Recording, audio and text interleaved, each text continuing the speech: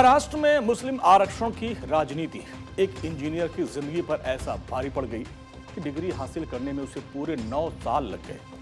जिस युवक ने मेहनत से इंजीनियरिंग की पढ़ाई पूरी की लेकिन उसे नौकरी नहीं मिली, पहचान नहीं मिली क्योंकि सरकार बदल गई, कानून बदल गया और सिस्टम ने उसकी डिग्री रोक दी।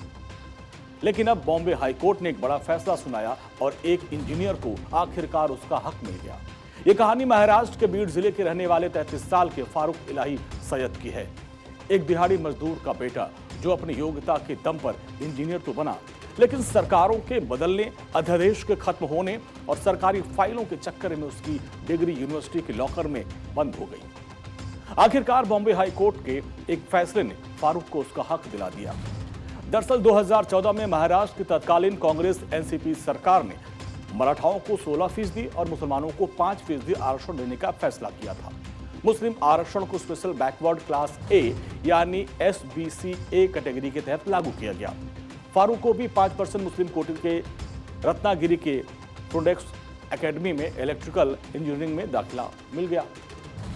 फारूक ने डिप्लोमा में 72% से अधिक अंक हासिल किए थे, लेकिन अक्टूबर 2014 में सरकार बदल गई, बीजेपी सत्ता में आ गई और मुस्लिम आरक्षण को लेकर कानूनी लड़ाई शुरू हो गई। बॉम्बे हाईकोर्ट ने मराठा आरक्षण को रद्द कर दिया, लेकिन मुस्लिम छात्रों के लिए शिक्षा में 5% आरक्षण को जारी रखा।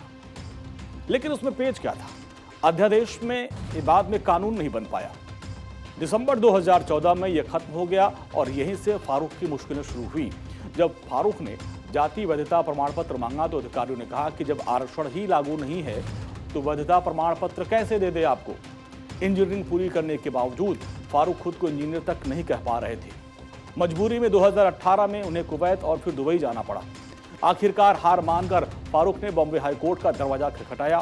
फारूक ने अदालत में अपनी फीस की रसीदें पेश की और कहा कि अगर कोई अतिरिक्त चार्ज बाकी है तो वो उसको देने को तैयार है। हाईकोर्ट ने इस दलील को पूरी तरीके से सही समझा और फिर कोर्ट ने मुंबई यूनिवर्सिटी और इंजीनियरिंग कॉलेज को सख्त लहजे में आदेश दिया कि फारूक का फाइनल सेमेस्टर का रिजल्ट, लिविंग सर्टिफिकेट और उसकी असली डिग्री तुरंत रिलीज की जाए। और जिसके बाद आज फारूक इंजीनियर कहला रहे और उनके चेहरे पर वो खुशी है।